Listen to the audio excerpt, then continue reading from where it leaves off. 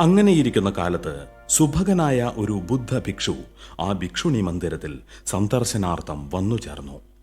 പ്രഥമ ദർശനത്തിൽ തന്നെ ഭിക്ഷുണിക്ക് അയാളോടും അയാൾക്ക് ഭിക്ഷുണിയോടും ഒരു മമതാബന്ധം ഉണ്ടായി.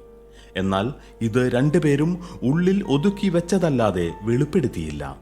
സൽക്കാരങ്ങൾ പതിവിലധികം കേമമായി തന്നെയാണ് അന്നു നടന്നത്.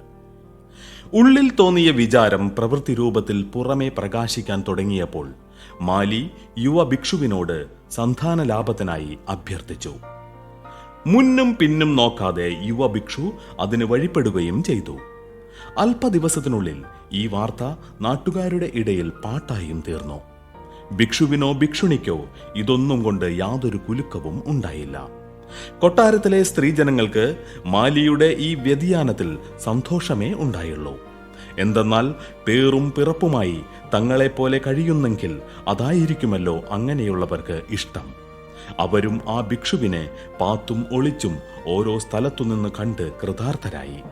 നല്ല ചേർച്ച, തുല്യ സൗന്ദര്യം, പ്രായവും ജീവിത സമ്പ്രദായവും സമം.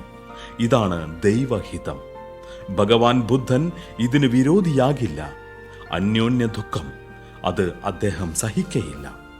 പരസ്പരാനുരാഗം കൊണ്ടുണ്ടാകുന്ന മനസ്സന്തോഷം, അതിലാണ് അദ്ദേഹത്തിന് ആനന്ദം.